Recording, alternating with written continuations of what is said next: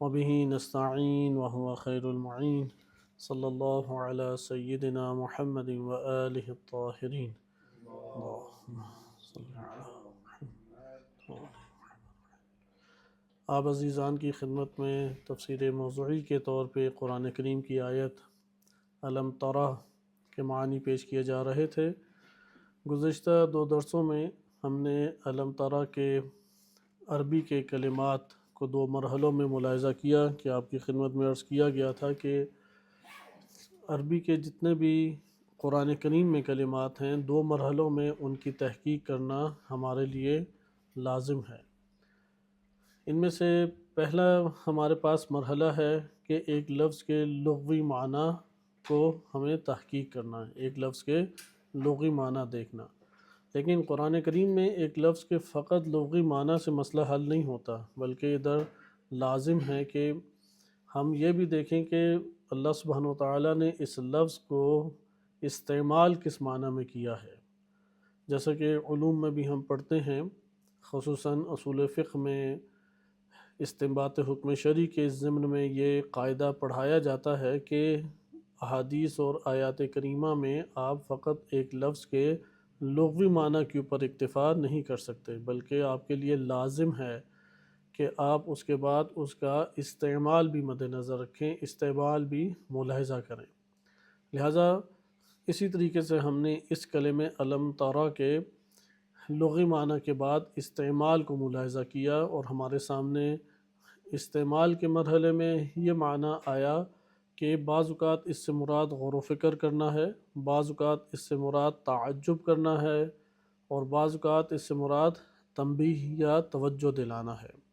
اچھا، اگر ہم چونکہ حقیقی معنی وہی ہوتا ہے ایک کلام میں جو استعمال کے مورد میں سامنے آتا ہے، لہذا استعمال کا جو معنی ہے، استعمالی معنی، وہ لغوی معنی سے گہرا تعلق رکھتا ہے. ہر دو کو لغوی معنی ہی کہا جاتا ہے، لیکن لغوی معنی اپنے طور پہ ایک ترقی آہستہ آہستہ کرتا ہے.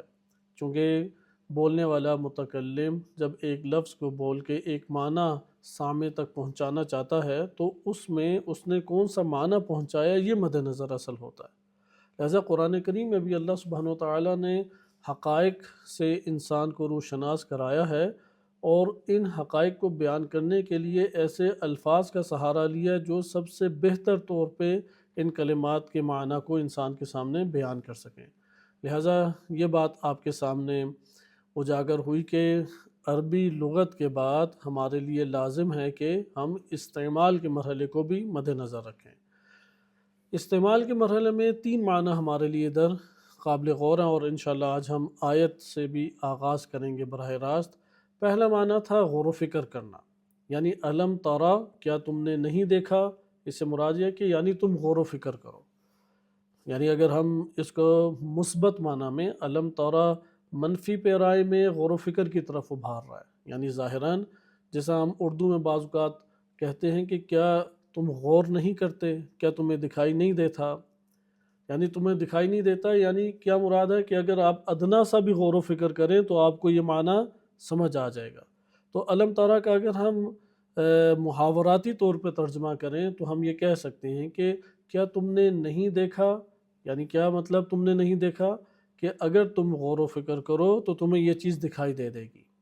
آیت اللہ جوادی عاملی حفظہ اللہ تعالیٰ نے بھی ان تین معنی کو متعدد جگہوں پہ، چونکہ یہ قرآن کریم میں تقریباً 45 کے قریب آیات کا مجموعہ بنتا ہے، تو انہوں نے اپنے دروس تفسیر میں متعدد جگہوں پہ اس کا تکرار کیا جو میں ابھی آپ کے سامنے بیان کر رہا ہوں کہ تین استعمالی معنی. لغوی معنی تو اپنی جگہ ہم رویت کا دیکھ چکے کہ انسانی نفس دیکھتا ہے، کہ کل کا جو ہمارا درس تھا اس حوالے سے اگر اس کو آپ زیادہ بار بار دقت کے ساتھ ملاحظہ کریں تو کئی چیزیں ہمارے لیے اجاگر ہوں گی، کیونکہ اس میں نکات آپ کی خدمت میں زیادہ عرض کیے گئے تھے، اور وہ نکات سارے کے سارے غور و فکر کے قابل ہیں.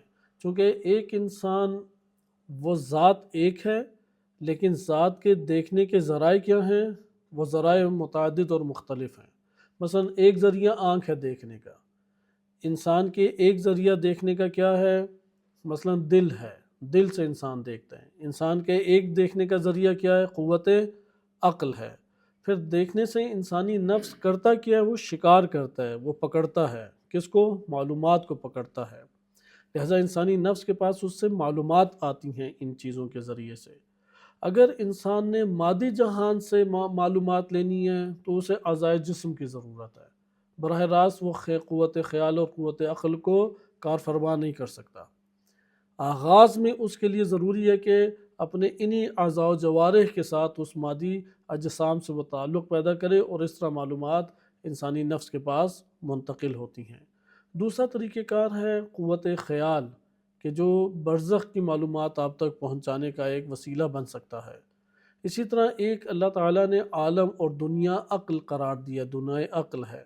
دنیا عقل کی جو معلومات ہیں وہ قوت عقل کے ذریعے سے ہمارے پاس آتی ہیں۔ اسی طرح انسان ایک دفعہ قوت قلب سے دیکھتا ہے، مشاہدے سے دیکھتا ہے، تو یہ سارے دیکھنے کے ذرائع، دیکھنے والی ذات ایک ہی ہے، انسان۔ اسی انسان کی مختلف جہات سے نام پڑ جاتے ہیں، جس طرح سے اب مثلا ایک ٹرک ڈرائیور ہے، اسے اگر آپ پیشے کے اعتبار سے دیکھیں تو اسی مرد کو آپ کہیں گے ڈرائیور ہے، دوستوں کے درمیان دیکھیں تو آپ کہیں گے یہ رفیق ہے، گھر میں بھائی یا باپ یا بیٹا ہے، ہمسائے میں ممکن ہے کہ ہمسایہ نام دے دیں گے۔ اب یہاں پہ نام اس کے مختلف پڑ رہے ہیں لیکن حقیقت اس کی ایک ہی ہے۔ اسی طرح نفس کے، روح کے، انسان کے، بشر کے، آپ کسی بھی جہت سے ہو کے آئیں، ذات ایک ہی ہے، اس کے مختلف جہات سے نام پڑ جاتے ہیں۔ لہٰذا یہ ہمارے پاس ایک مرحلہ لغت کے اعتبار سے طے ہوا تھا، لیکن جب ہم اس کو مرکب صورت میں دیکھیں گے علم ترا، تو یہاں پہ آپ کے سامنے اس کا استعمالی معنی سامنے آئے گا۔ علم ترا، کیا تم نے نہیں دیکھا؟ بعض آیات میں سیاق ہمیں بتاتا ہے اس سے کیا مراد ہوتا ہے کہ علم ترا تم نے نہیں دیکھا، یعنی کہ تم غور و فکر کرو تو تمہیں دکھائی دے گا، یعنی غور و فکر کرنے کی ترغیب دلائی جا رہی ہے اس سے۔ دوسرا، اگر تعجب کا معنی، بعض آیات میں علم ترا سے کیا معنی لیا گیا ہے؟ تعجب کا معنی لیا گیا ہے۔ تعجب کے معنی میں اس طرح سے معنی ہمارے پاس بنے گا علم ترا، کہ مجھے اس بات پر تعجب ہے کہ یہ واضح مسئلہ ابھی تک تمہیں دکھائی نہیں دیا۔ صحیح، تعجب کیسے کریں گے ادھر کہ یہ واضح اور روشن مسئلہ ابھی تک تمہیں دکھائی نہیں دیا، یہ تعجب نہ، تنبیہ کی صورت میں بھی ایک دفعہ یہ معنی آتا ہے۔ علم ترا یعنی کیا تم نے نہیں دیکھا کہ اتنی واضح اور آشکار چیز تمہیں دکھائی نہیں دے رہی؟ یہ تو بہت روشن مطلب تھا کہ جو تمہیں دکھائی نہیں دے رہا۔ ان سب موارد میں آپ نے دیکھا کہ استعمال کی صورت میں ایک معنی سامنے آ رہا ہے۔ خلاصہ کلام، گزشتہ 2 درسوں میں اس کا تکرار بہت گزر چکا ہے۔ ارادہ یہ تھا کہ ہم یہاں پر فعل الہی سے بحث کرتے، چونکہ علم ترا کے عنوان سے جتنی بھی آیات ہمارے سامنے ہیں ان سب میں اللہ سبحانہ و تعالیٰ کے فعل کا تذکرہ ہے۔ صفت فعلی کسے کہتے ہیں؟ صفات اور اسماء، اس کا ذات سے کیا تعلق ہوتا ہے، اس بحث کے بغیر یہ موضوع ہمارا ایک قسم کا ادھورا رہ جائے گا۔ لیکن چونکہ سنگین مطالب پہلے جمع ہو چکے ہیں، اس لیے ایک وقفہ کرتے ہیں، براہ راست آیت میں وارد ہوتے ہیں، کسی اور مورد میں انشاءاللہ تعالیٰ کہ تھوڑے اذہان وہ آمادہ ہو جائیں، ہم صفت فعل کے عنوان سے، اللہ سبحانہ و تعالیٰ کی صفت فعلی کے عنوان سے بحث کا آغاز کریں گے انشاءاللہ۔ کیونکہ صفت فعلی اگر انسان سفر اللہ کی طرف کرنا چاہے، کیونکہ مقصد اور مقصود اس کائنات میں خلقت کا ہمارا یہی ہے کہ سفر اللہ کی طرف کریں، جو اللہ کی طرف سفر کرنا چاہتا ہے اسے ایک راستہ چاہیے اور ایک ہدف چاہیے۔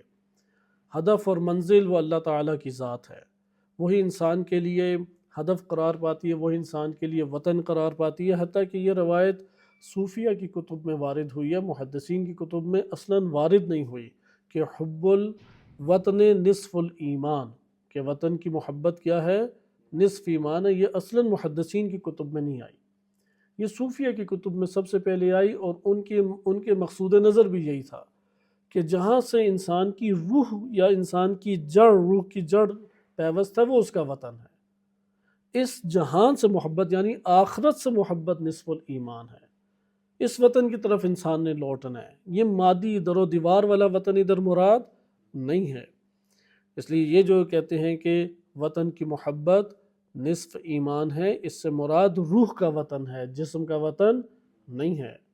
اس لیے جسم کا وطن ایمان ہو بھی نہیں سکتا، مگر یہ کہ اگر وہ ریاست اسلامی ہو اور حکومت اسلامی ہو، اور حرمت اس جگہ کے رہنے والے لوگوں کے لیے قائم ہو، تب جا کے آپ کی ایمان کی بدولت جو اس سے محبت ہے وہ ایمانی محبت ممکن ہے کہ اسے ایک نام دیا جا سکے، وإلا یہ مقولہ صحیح ثابت نہیں ہوتا۔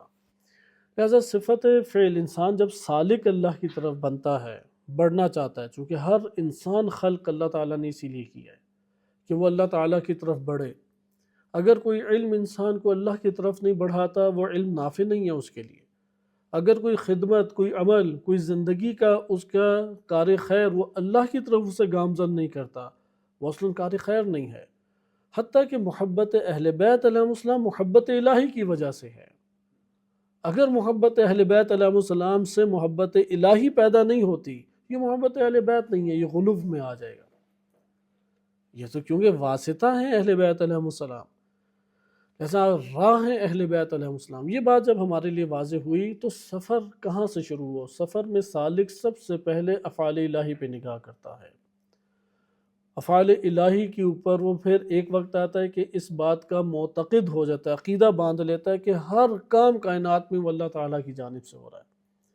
خیر تو بلا شک و شبہ عقل بھی فوراً تائید کرتی ہے اللہ کی جانب سے ہو رہا ہے، شر کی براہ راست نسبت اللہ کی طرف نہیں ہے، لیکن شر بھی مشیت الہی و اذن الہی کے بغیر نہیں ہے، اگرچہ اس میں حکم الہی نہیں ہے، حکم الہی نہیں ہے کہ یہ انشاءاللہ دوبارہ کسی اور مورد میں ہم پڑھیں گے کہ مشیت و اذن الہی وہ ٹکراتا نہیں ہے خداوند متعال کے جو علم یا حکم ہے اس سے وہ ٹکراؤ نہیں رکھتا۔ خلاصہ کلام سالک سب سے پہلے اس بات کا معتقد ہو جاتا ہے کائنات میں جو کچھ ہو رہا ہے وہ کس کی جانب سے ہے؟ اللہ تعالیٰ کی جانب سے، چونکہ وہ ہر عمل کو آغاز سے دیکھتا ہے۔ اس کی ایک چھوٹی سی مثال دیتا ہوں کس طرح سے یہ چیز سامنے ہمارے ابھرتی ہے، چونکہ یہ مملکت کائنات اللہ تعالیٰ کی ہے، یہ جسم، یہ روح، یہ اللہ تعالیٰ نے ہمیں عطا کی اور یہ مخلوق اللہ تعالیٰ کی ہے۔ آپ ایک ادارے میں ہیں، اس ادارے میں ایک شخصیت یا مدیر ہے، اس کی ہمیشہ چلتی ہے۔ اب عام آنے والا دیکھنے والا مثلا چیکنگ بڑی اچھی وہ کرتے ہیں یا اچھی مہمان نوازی کرتے ہیں، یا بعض افراد اسے مل جاتے ہیں کہ جو کسی اور قسم کا اسے برتاؤ کرتے ہیں۔ ایک عام دیکھنے والا کیا سمجھتا ہے کہ شاید یہ ان لوگوں کا کام ہے، لیکن حقیقت میں یہ سب کا سب کون کر رہا ہے؟ اوپر وہ مدیر بیٹھا ہے، اس نے یہ حکم دیا ہوا ہے تم اس جگہ پہ کاغذ پر کرو، تم اس جگہ پہ کھانا کھاؤ، اس جگہ پہ فلاں بندے سے ملو، اس جگہ کے اوپر انتظار کرو، یہ سارا مدیر نے کیا ہے۔ ادھر کام سارے کے سارے کون انجام دے رہا ہے؟ مدیر۔ جس کی نگاہ مدیر پر ہوگی وہ سیدھا مدیر سے منسلک ہو سکے گا۔ اس کائنات کی بھی مدیریت اللہ سبحانہ وتعالی فرما رہا ہے، ربوبیت اللہ تعالیٰ کر رہا ہے۔ لہذا سالک کے لیے سب سے پہلے جس صفت الہی کے اوپر نگاہ جانی چاہیے وہ افعال الہی ہیں۔ اللہ سبحانہ وتعالی بعض کو زندہ کر رہا ہے، بعض کو موت عطا کر رہا ہے، بعض کو خلق کر رہا ہے، بعض جگہوں کے اوپر دو افراد، دو مثلا لشکروں کو لڑا کے مثلا مساجد کو، صوامع یا عبادت گاہوں کو محفوظ فرما رہا ہے۔ لہذا فعل الہی اس کائنات کے اندر آپ کو نظر آئے گا۔ ہم ان تمام آیات کا جو جائزہ یعنی ترتیب جو ہماری ہے وہ یہ ہے کہ ہم ان تمام آیات جو الم تری کے عنوان سے ہیں ہم فعل الہی کے آئینے میں اس کا مطالعہ کریں، لیکن ابھی فعل الہی کی ہمارے پاس چونکہ گنجائش موجود نہیں ہے، لہٰذا ہم اس مقام پہ براہ راست آیت میں داخل ہوتے ہیں اور ان آیات کو انشاءاللہ تعالی اپنے موضوع بحث قرار دیتے ہیں، اور چند جلسات کے بعد انشاءاللہ ہم صفت الہی کی تھوڑی عمیق بحث پڑھیں گے تاکہ ہمارے پاس صفت خدا سامنے آئے اور صفات اور ذات کا ربط سامنے آئے۔ اللہ تعالیٰ کی معرفت میں سب سے اہم ترین معرفت ذات باری تعالیٰ اور صفات باری تعالیٰ ہے۔ آپ کی خدمت میں آج جس آیت کا انتخاب کیا ہے وہ آیت سورہ بقرہ آیت نمبر 243 ہے۔ اس کو کوشش کریں یاد بھی کریں، بہت اہمیت کی حامل یہ آیت ہے، 243 آیت ہے۔ اس کے آغاز میں میں ترجمہ ذکر کرتا ہوں۔ اس کا انتخاب کرنے کی وجہ یہ ہے کہ الم تری سے پورے قرآن میں پہلی آیت جہاں سے شروع ہوتی ہے وہ یہی آیت ہے، اس کے بعد پھر دیگر آیات ہیں۔ البتہ ہم نے جمع بندی موضوع کے اعتبار سے کی ہے، یہ موت سے کیونکہ تعلق رکھتی ہے اور اس موضوع کے اوپر ایک تنہا آیت یہی ہے جو الم تری کے ساتھ بیان ہوئی ہے، وإلا موت سے کے ٹاپک سے منسلک بہت ساری آیات ہیں۔ 243 آیت، اس آیت کو آپ دقت سے دیکھیں، بہت عظیم اس کے اندر پیغام ہمارے لیے موجود ہے اور ہماری زندگی کا سرمایہ قرار پانے والی آیات میں سے یہ ایک آیت بنتی ہے۔ سورہ بقرہ آیت نمبر 243، ارشاد باری تعالی ہوتا ہے الم تر الی الذین خرجوا من دیارہم، الم ترا، کیا آپ نے نہیں دیکھا؟ اب ادھر نہیں دیکھنے سے ادھر کیا مراد ہے، اس کو بھی ہم دیکھیں گے۔ آیت تعجب ہے یا غور و فکر کا درس دیا جا رہا ہے؟ صحیح، کیا تم نے نہیں دیکھا کہ اس نے اس طرح سے کام کیا، یعنی یہ مطلب تمہارے سامنے روشن ہوا تو تمہیں غور و فکر کرنا چاہیے تھا۔ ادھر در حقیقت علامہ طباطبائی رحمۃ اللہ علیہ نے بھی ذکر کیا ہے، آیت اللہ جوادی عاملی حافظہ اللہ تعالیٰ نے بھی ذکر کیا ہے کہ الم ترا جب الا کے ساتھ آئے، کیونکہ ادھر کیا آیت ہے الم ترا الی الذین، جب بھی الم ترا الا کے ساتھ آئے تو اس سے مراد یہ ہوتی ہے کہ غور و فکر کرو، توجہ کرو، صحیح ہے، دقت اور تأمل کے ساتھ تم ادھر معنی لو۔ واضح بات، یعنی پورے قرآن میں جہاں پہ بھی الم ترا کس کے ساتھ آئے؟ الا کے ساتھ آئے، الا کے ساتھ جب بھی آئے گا تو وہاں پہ معنی کیا ہمارے لیے ہوگا؟ غور و فکر کرو، اس جگہ پہ یعنی تعقل کرو۔ الم ترا الی الذین، کیا تم نے دقت نہیں کی ان لوگوں کے اوپر؟ خرجوا من دیارہم، دیار یعنی اپنے گھروں سے، یہ اردو میں شاعری میں بھی بہت استعمال ہوتا ہے، فارسی شاعری میں بھی استعمال ہوتا ہے کہ یہ دیار، پوری کائنات کو بھی عرفا دیار سے تعبیر کرتے ہیں کہ اس دیار میں اللہ کے علاوہ حقیقت میں فقط اللہ باقی رہنے والا ہے، صحیح ہے، غیر اللہ دیار میں باقی نہیں رہے گا۔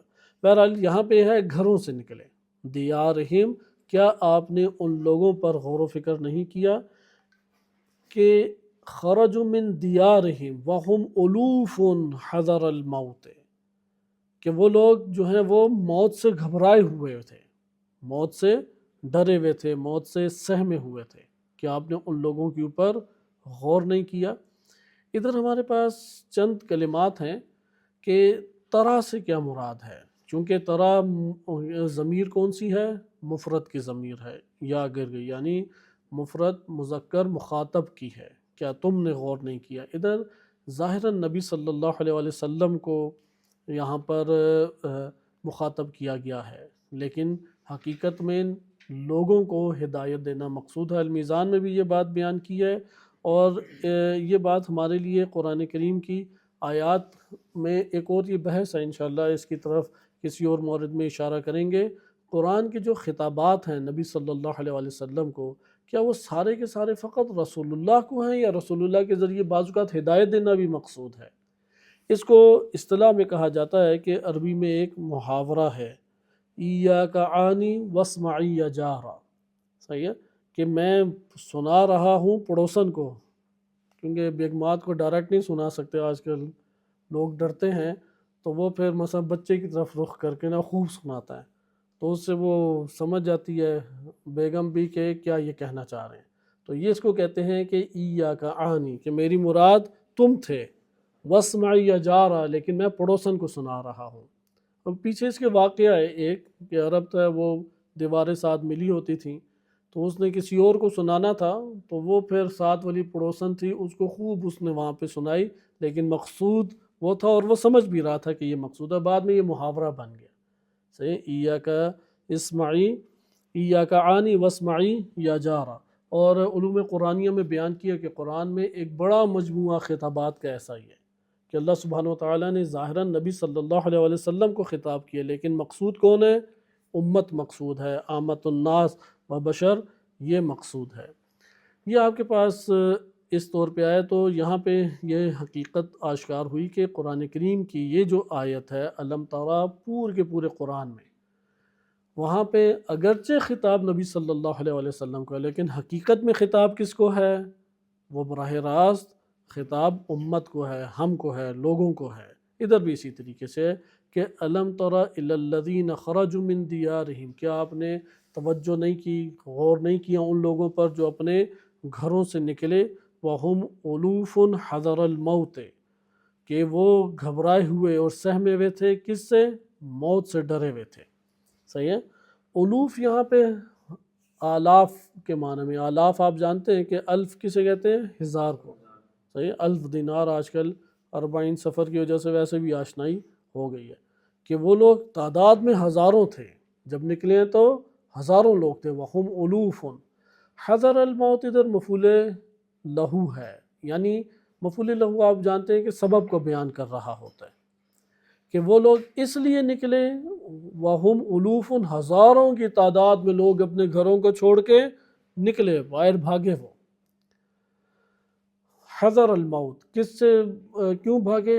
موت سے بچنے کے لیے۔ حضر کہتے ہیں موت سے اجتناب کرنا، موت سے بچنا، بچنے کو کہتے ہیں حضر، یا ڈرنے کو بھی کہتے ہیں حذر۔ تو یہاں پر موت سے بچنا یا موت سے ڈر کے وہ سارے کے سارے اپنے گھروں کو چھوڑ کے نکلے۔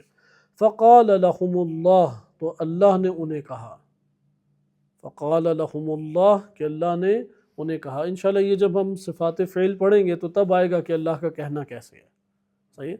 ادھر اللہ کا کہنا وہ زبان حال سے، اللہ کا کہنا ہمیشہ زبان حال سے آشکار ہوگا۔ مثلا ایک پودا تر و تازہ ہے، ادھر اللہ کا کہنا ہے کہ یہ حیات بخش ہو، اسے حیات ملے۔ زبان حال کو پڑھنا لازم ہے، چونکہ جو زبان حال کو نہیں پڑھتا وہ کسی بھی جگہ پر کامیاب قدم نہیں اٹھا سکتا۔ بہت ساری جگہیں ایسی ہوتی ہیں وہاں پہ آپ زبان حال کو پڑھیں گے تو پتہ لگ جائے گا کہ یہاں پہ، ورنہ یہ سوال کریں گے اچھا یہ کیا انہوں نے سسٹم بنایا ہوا ہے، یہ کیوں ہے، فلاں کیوں ہے، فلاں کیوں ہے، تو وہ زبان حال بتائے گی کہ ان کا مقصد اصل میں اس طرح سے تھا کہ وہ یہ مقصد حل کرانا چاہتے ہیں، اس کا تقاضا یہ ہے۔ تو زبان حال یہاں پر کیا ہے؟ فقال لهم اللہ، اللہ نے انہیں کہا موتو، مر جاؤ تم لوگ۔ تو سارے مر گئے یا نہیں؟ سارے مر گئے۔ ثم احیاہم، پھر اللہ نے انہیں زندہ کر دیا۔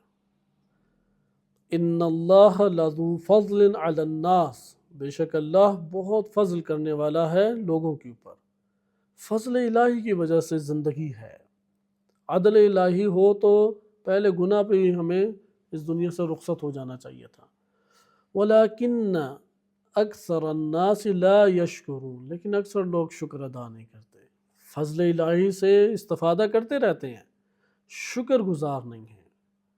یہ دو صفتیں بہت مہم ہیں انسان کی زندگی میں، ہم انشاءاللہ اپنے مقام پہ اس کو دیکھیں گے کہ ایک ہے نفس شاکی اور ایک ہے نفس شاکر۔ دنیا اللہ تعالیٰ نے مصیبت کے لیے بنائی ہے، آرام کے لیے نہیں۔ دنیا اللہ نے فنا کے لیے بنائی ہے، آباد ہونے کے لیے نہیں۔ اس لیے جو اس دنیا کے اندر سکون، آرام، بقا وہ تلاش کرتا ہے، روایات کے مطابق وہ نادان انسان ہے، خود اس نے نادانی کا یہ سبق پڑھا ہے۔ لہذا نادان انسان شاکی ہوتا ہے، میرے ساتھ یہ ہو گیا، میرے ساتھ فلاں ہو گیا، اس نے یہ کہہ دیا، اس نے اتنا مال لے لیا، اس نے میرے ساتھ اس طرح دھوکہ کر دیا، شاکی رہتا ہے۔ لیکن جو اس دنیا کو سفر گاہ سمجھتا ہے کہ جہاں پہ ایک اسٹیشن کی معنی سمجھتا ہے، وہ شاکی نہیں شاکر رہتا ہے۔ اس کی نگاہ اس کے اوپر ہوتی ہے کہ جو اس کے اوپر عنایت ہو گئی۔ لہٰذا قرآن کریم کی اس آیت کے اختتام پر بھی کیا ارشاد باری تعالیٰ ہو رہا ہے؟ یعنی یہ جو دو قسم کے بندے ہیں، ان دو قسموں کے بندے برابر کبھی نہیں ہو سکتے۔ ایک ہے شاکی مزاج، آپ جو عنایت کر دیں اس نے شکایت کرنی ہے۔ جیسے مکھی صفت ہوتے ہیں، مکھی پورے کے پورے تمام آپ کے بدن کو چھوڑ کے گندگی یا زخم کے اوپر بیٹھتی ہے۔ تو انسان ہے، ناقص ہے، بہت ساری خطائیں اس سے ہو جاتی ہیں۔ اس لیے نقائص پہ توجہ رکھنا یہ شاکی لوگوں کا وتیرہ ہے، لیکن شاکر لوگ ان کے زندگی گزارنے کا سلیقہ جدا ہوتا ہے۔ لہذا انسان اپنے اوصاف اور اس طور پہ صفات سے پہچانا جاتا ہے۔ اس لیے قرآن کریم کی اس آیت کے اختتام کے اوپر آپ نگاہ رکھیں، وَلَكِنَّ أَكْثَرَ النَّاسِ لَا يَشْكُرُونَ، اکثر لوگ کبھی بھی شاکر نہیں ہیں، اکثر لوگ شاکر نہیں ہیں، انہیں اپنی زندگی میں صرف شکایت ہی شکایت ملتی ہے۔ جب آپ کسی چیز کے متعلق پوچھیں، ایک شکایت کا انبار سامنے ہے۔ ہم ادھر ایک دو الفاظ کو تیزی سے دیکھتے ہیں اور پھر اس آیت کو حل کرتے ہیں۔ ترجمہ آپ کے سامنے آ گیا۔ کیا تم نے ان لوگوں کو نہیں دیکھا جو ہزاروں کی تعداد میں اپنے گھروں کو موت کے ڈر سے چھوڑ کے نکلے؟ انہیں کس چیز کا، یعنی گھروں میں رہتے تو کیا ہو جاتا؟ موت آ جاتی۔ لہذا موت کے خوف سے وہ اپنے گھر بار کو چھوڑ کے بھاگے ہیں وہاں سے۔ تو اللہ تعالیٰ نے بھی کہا کہ جہاں پر تھے ادھر ہی کہا کہ موتو، تم مر جاؤ۔ ثم احیاہم، پھر اللہ نے زندہ کیا۔ پھر اب اللہ تعالیٰ فرما رہا ہے کہ ان اللہ لذو فضل علی الناس، اللہ لوگوں پہ بہت فضل کرنے والا ہے۔ ولیکن اکثر الناس لا یشکرون، لیکن اکثر لوگ شاکر نہیں ہیں، اس مسئلے کے اوپر اکثر لوگ شاکر نہیں ہیں۔ اس میں کلمہ موت کو ہم پہلے ملاحظہ کرتے ہیں۔ کلمہ موت، کلمہ موت کا کیا مطلب ہے؟ میں بعض اہل لغت کی زبانی آپ کی خدمت میں معنی ذکر کر دیتا ہوں۔ معجم مقاییس اللغہ میں، معجم المقاییس اللغہ میں ذکر ہوا ہے کہ ذہاب القوت من الشیء منہ، ایک شے سے قوت کا چلا جانا کیا کہلاتا ہے؟ موت۔ موت یعنی ایک شے کا چلا جانا انسان سے۔ بعض جگہوں پہ وارد ہوا ہے خلاف الحیات، زندگی کا جو متضاد ہے وہ کیا کہلاتا ہے؟ موت۔ اچھا، جتنی انواع حیات کی ہیں اتنی قسمیں کیا ہو جائیں گی؟ موت کی ہو جائیں گی۔ جتنی قسمیں حیات کی ہیں اتنی قسمیں موت کی ہمارے پاس ہو جائیں گی۔ بس یہاں پہ ہمارے لیے روشن ہوا، ہم انہی دو معنی پہ اکتفا کرتے ہیں۔ اکثر اہل لغت نے یہ معنی بیان کیا، موت یعنی ایک چیز کا چلا جانا انسان کا ایک شے سے، یا حیات کے مقابل۔ بس موت پہلے ہے یا حیات پہلے ہے، خود یہ ایک بحث ہے۔ ظاہری طور پہ ہم بعض آیات یا اکثر آیات کہتے ہیں کہ حیات اس دنیا میں پہلے ہے۔ بعض نے یہ کہا کہ نہیں، موت پہلے ہے، چونکہ ذرات پہلے تھے جن سے انسان بنا، جس مٹی سے بنا ہے۔ خلاصہ کلام اس جھگڑے میں ابھی نہیں پڑھتے۔ ظاہری طور پہ حیات پہلے ہے اور پھر موت ہے۔ انسان کو دو حیات حد عقل ملیں گی، اس کے اوپر اکثر ہمارے شیعہ سنی دونوں علماء قائل ہیں، دو حیات اور دو ممات ہیں۔ پہلی حیات اس دنیا میں اور پہلی موت بھی اس دنیا سے، لیکن جب پہلی موت ملے گی تو ہمیں پھر ایک اور حیات ملے گی، اور وہ حیات کیا ہے؟ حیات برزخی ہے۔ اچھا، حیات برزخی کے بعد آیا موت ہے یا نہیں؟ اگر ہم اس بات کے قائل ہو جائیں گے موت ہے، تو پھر تیسری موت ہمارے لیے قرار پائے گی، لیکن تیسری حیات قرار پائے گی، دوسری موت ہو جائے گی۔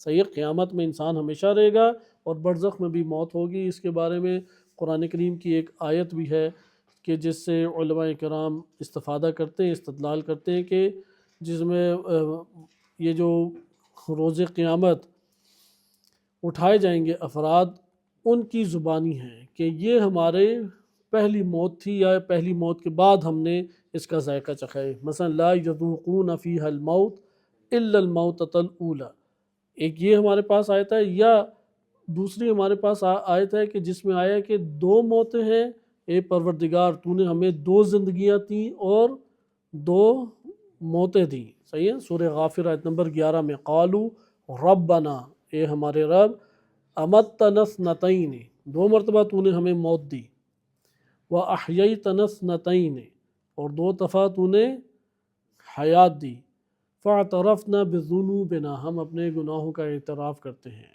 فہل الی خروج من سبیل، کیا نکلنے کی کوئی راہ ہے؟ حقیقت میں اختیار کی زندگی ایک ہی ہے، اور وہ یہی ہماری زندگی ہے۔ اس زندگی کے بعد کوئی اور زندگی نہیں ہے جس میں اختیار انسان کو ملے۔ بقیہ زندگی ہے لیکن اختیار کی زندگی نہیں ہے۔ بالفاظ دیگر، بننے کی زندگی فقط ایک ہے۔ جس نے اس زندگی کو داؤ پہ لگا دیا، جس نے اس زندگی کو نہیں قابل استفادہ قرار دیا، بعد کے جہان اس کے لیے سخت ہیں۔ تو بہرحال ابھی ہم موت کی اقسام کی طرف نہیں جاتے، لیکن قرآن کی نگاہ میں مفردات راغب نے یہ ذکر کیا ہے کہ جتنی انواع حیات کی ہیں اتنی انواع موت کی ہیں۔ مثلا موت مادی ہے تو حیات مادی ہے تو موت مادی بھی ہوگی، حیات معنوی ہے تو موت معنوی بھی ہوگی، حیات نورانی ہے تو موت نورانی بھی ہوگی، اور ظلمت میں انسان چلا جائے گا۔ لہٰذا یہ ہمارے پاس اقسام آتی ہیں۔ یہاں پر آپ نے دیکھا کہ قرآن کریم کیا بیان کر رہا ہے کہ الم تر الی الذین خرجوا من دیارہم وہم الوف حذر الموت، کیا آپ نے ان لوگوں کے اوپر غور نہیں کیا کہ جو موت کے ڈر سے ہزاروں کی تعداد میں باہر نکلے اور بھاگے؟ اب جہاں پر وہ گئے ہیں تو مثلا ایک پناہ گاہ میں پہنچ گئے، اس پناہ گاہ میں پہنچے، یا جہاں پہ آرام دہ اپنے لیے زندگی سمجھتے تھے ادھر پہنچے، تو وہاں اللہ تعالیٰ نے کیا فرمایا مر جاؤ، فقال لهم اللہ، اللہ نے کہا موتو، مر جاؤ تم، ثم احیاہم، پھر اللہ نے انہیں زندہ کر دیا۔ اب اس میں کہ اللہ تعالیٰ بہت لوگوں پہ فضل کرنے والا ہے۔ ہم اب غور کریں اس آیت میں کہ اس جملے سے کیا خداوند متعال بیان کرنا چاہ رہا ہے۔ اگر آپ اس سے پہلے والی آیات کو دیکھیں، چونکہ ہم یہ پڑھ چکے ہیں کہ سیاق یعنی وہ فضا جس فضا میں کلام ہو رہا ہے، وہ کلام ہمیں بتاتا ہے کہ ہم نے الفاظ سے معنی کیا لینا ہے، یعنی وہ فضا ہمیں بتاتی ہے، معذرت وہ فضا، اسے اصطلاح میں کہتے ہیں سیاق، یعنی کلام جس فضا میں کیا جا رہا ہے وہ فضا ہمیں کیا بتاتی ہے کہ اس لفظ کا کیا معنی ہوگا، سیاق سے ہمیں معنی لینا چاہیے۔ تو اگر آپ اس سے سابق والی آیات دیکھیں تو سابقہ آیات جو ہیں وہ وفات کے عنوان سے ہے کہ مثلاً والذین یتوفون منکم ویذرون ازواجا، کہ اگر تم میں سے کوئی وفات پا جاتا ہے اور وہ اپنی بیگمات کو چھوڑ کے جاتا ہے تو اسے اپنی ازواج کے لیے وصیت کر کے جانا چاہیے۔ اور پھر اسی طرح سے پھر اگلی اسے آیت ہے وَلِلْمُطَلَّقَاتِ مَتَاعٌ بِالْمَعْرُوفِ، کہ یہ جو طلاق یافتہ ہیں ان کے لیے اچھے انداز میں تم سرمایہ زندگی کا کچھ قائم کر کے جاؤ، حقاً علی المتقین، یہ متقین کے لیے لازم ہے۔ اس سے اگلی آیت ہے کذالک یبین اللہ لکم آیاتہ، اللہ اسی طریقے سے اپنی آیات کو واضح کھول کے بیان کرتا ہے، لعلکم تعقلون، تاکہ تم تعقل کر سکو۔ ادھر آپ کو بینات کا مطلب بھی پتہ لگ گیا، کیونکہ ہمارے ہاں بینات کا مطلب وہ ہوتا ہے جو بدون عقل سمجھ آ جائے۔ عموماً یہی ہم کہتے ہیں نا کہ یار اس پہ بھی غور و فکر کرنا پڑے گا، تو پھر یہ واضح کیسے ہے؟ تو ہمیں یہ قرآن کا بینات کا مطلب پتہ لگ گیا، لعلکم تعقلون، کہ بین وہ ہوتا ہے کہ جس پہ عقل سے تم کام کر سکو، غیر بین وہ ہوتا ہے جس میں عقل دوڑاؤ تو تب بھی تمہیں سمجھ نہیں آئے گی۔ صحیح ہے؟ روشن مطلب اہل عقل کے لیے جو روشن ہے، صحیح ہے، نہ کہ ایک نابینا، اور جیسے آج کے دور میں ہے کہ آپ ہمیں بس 2 سطروں میں پڑھا دیں، ہمارے پاس اتنا ٹائم نہیں ہے، یا ایک چھوٹا کلپ 3 منٹ کا بھیج دیں، تو پھر تو یہ خدا کو کہنا چاہیے سورہ بقرہ کیوں نازل کی، سورہ آل عمران کیوں نازل کی، یہ خطبہ اتنا طولانی خطبہ متقین امیر المومنین علیہ السلام نے کیوں دیا؟ ایسا یہ بات درست نہیں ہے۔ ہاں بعض ایسے ہیں کہ جو اہل عقل ہیں، بعض اپنے طور پہ ممکن ہے فرصت نہ رکھتے، ان کے لیے الگ ایک راہ موجود ہوگی۔ تو خلاصہ کلام کہ یہاں پہ بینات سے کیا مراد ہے؟ لعلکم تعقلون، تعقل کر کے تم لے سکو۔ قرآن کے معنی بدون تعقل میسر نہیں آ سکتے۔ افلا یتدبرون القرآن ام علی قلوبہم اقفالها، تدبر کے بغیر قرآن ہمارے لیے نہیں کھلے گا۔ یہ وہ ابتدائی تعلق ہے، اس کے بعد بھی تعلق ہمارا ہے عین الیقین، حق الیقین، جیسے عرض کیا اساتذ کی زبانی ان کی یہ دی ہوئی مثال ہے، لیکن یہ مثال جتنا تکرار کریں کم ہے، تاکہ ہمارے نفس میں محکم ہو۔ انسان کسی بھی حقیقت سے 3 طرح سے تعلق پیدا کرتا ہے۔ ایک معلومات کا تعلق ہے، حتیٰ ہمارا اپنے نفس کے ساتھ بھی اسی طریقے سے ہے۔ ہم جو عقل سے معنی لیتے ہیں یہ کون سا ہے؟ علم الیقین۔ اس کے بعد آپ چھوتے ہیں اس چیز کو، جیسے آگ کو چھو کے دیکھا کہ آگ جلاتی ہے، یہ ہے عین الیقین۔ اور ایک دفعہ آگ نے اس طرح آپ کو جکڑ لیا ہے کہ آگ اور آب میں تمیز نہیں کی جا سکتی، اسے کہتے ہیں حق الیقین۔ صحیح ہے؟ حق الیقین کی طرف آئے۔ بعض نے اس کو برد الیقین سے بھی تعبیر کیا، علامہ حسن زادہ عاملی رحمۃ اللہ علیہ کی یہ اصطلاح ہے، انہوں نے 4 حصے پھر الگ الگ کیے ہیں۔ انہوں نے اس طرح سے پہلے 2 کو عین الیقین قرار دیا ہے کہ آپ کا آنکھوں سے مشاہدہ کرنا کہ ایک چیز کیسے جلاتی ہے، مثلا اگر آپ دھواں دیکھ کے جانتے ہیں کہ آگ لگی ہے، یہ ہے علم الیقین۔ فلسفہ یہی کام کرتا ہے، اس لیے فلسفہ جو ہے وہ دیندار انسان کو کبھی بھی نہیں بناتا۔ اس لیے آپ نے کم ایسے افراد دیکھے ہوں گے کہ فیلسوف ہوں اور دیندار بھی ہوں، اس لیے ان کی اپنی تمام اندر کی خصلتیں اسی طرح باقی رہ جاتی ہیں، نہ تزکیہ نفس کا سبب بنتا ہے اور نہ ہی وجودی تعلق کا سبب بنتا ہے، صرف یہ دھواں دیکھ کے آگ کا پتہ لگتا ہے۔ اس لیے وہ ہر چیز علت معلول سے پہنچنا جاتا ہے، وجود ماہیت کے دائرے میں بحث کرتے کرتے وہ تھک جاتا ہے۔ اس لیے اساتذہ عرفان بار بار بیان کرتے ہیں کہ فلسفہ یعنی آپ نے ذرے ذرات کو ایک دوسرے سے جوڑ کے ایک جگہ پہنچنا، یہ بڑا سخت سفر ہے انسان کے لیے، ایک سخت اور مشکل سفر ہے، نہیں پہنچ سکتا انسان محبت کا سفر کرے، انسان اطاعت کا سفر کرے، انسان عمل سے آگے بڑھنے کی کوشش کرے، یہاں پہ وہ اکثر افراد نجات پا جائیں گے اور نجات یافتہ ہیں۔ تو لہٰذا آپ نے اس جگہ پر اس بات کو نوٹ کیا کہ قرآن کی ان آیات میں بینات اور تعقل کا آپس میں گہرا تعلق ہے، لہٰذا دھواں دیکھ کے آگ تک پہنچنا کیا کہلائے گا؟ علم الیقین۔ آپ آگ کے پاس چلے گئے، آپ نے کامل مشاہدہ کیا کہ آگ اس طریقے سے لگی، اس طرح سے جلا رہی ہے اور اس طرح سے جھاڑیوں سے دھواں اٹھ رہا ہے، اس کو انہوں نے کہا کہ یہ عین الیقین ہے۔ پھر آپ نے آگ کو چھوا، اسے انہوں نے کہا حق الیقین ہے۔ لیکن ایک دفعہ آگ نے اس طرح آپ کو پکڑ لیا کہ آپ میں اور آگ میں فرق نہیں کیا جائے، مثلا جس نے پورا پیٹرول اپنے اوپر چھڑک کے آگ لگائی، یہ برد الیقین انہوں نے اس کا عنوان دیا ہے۔ بہرحال ہر دو اعتبار سے آپ تشریح کو مد نظر رکھ سکتے ہیں۔ یہ تھی سیاق کی آیات۔ ان تین آیات کے فوراً بعد آیت آ رہی الم تر الی الذین خرجوا من دیارہم، کہ کیا آپ نے ان لوگوں کو نہیں دیکھا جو اپنے گھروں سے نکلے، وہم الوف، ان ہزاروں کی تعداد میں تھے، حذر الموت، موت سے فرار کر کے بھاگ رہے ہیں، موت سے فرار کر رہے ہیں، فقال لهم اللہ، تو اللہ نے انہیں کہا موتوا ثم احیاہم، پھر اللہ نے انہیں زندہ کر دیا۔ اب آپ یہاں پہ دیکھیں سیاق ہمیں کوئی خاص معنی اس جگہ پہ نہیں دے رہا، اس جگہ پہ ہمیں اس آیت سے معنی لینا پڑے گا۔ اس آیت سے چند معنی تو ہمارے سامنے آتے ہیں، ان میں سے ایک معنی ہمارے لیے یہ آیا کہ ہم غور کریں کہ اللہ سبحانہ وتعالیٰ کی قدرت میں ہے ساری کی ساری چیزیں، موت اور حیات انسان کی قدرت میں نہیں ہے، یہ پہلی چیز۔ نمبر دو، یہ آیت اللہ جوادی عاملی حفظہ اللہ تعالیٰ نے بھی اپنے دروس میں بیان کی۔ اس کے بعد ہم انشاءاللہ ایک واقعے کی طرف آتے ہیں اور آپ کی بوریت کچھ ختم کرتے ہیں۔ تھوڑے سے یہ چند نکات بوریت کے اور نوٹ کر لیں، کیونکہ موت کا ہنگام آنا ہی آنا ہے، چاہے سوچیں نہ سوچیں، مانے نہ مانے۔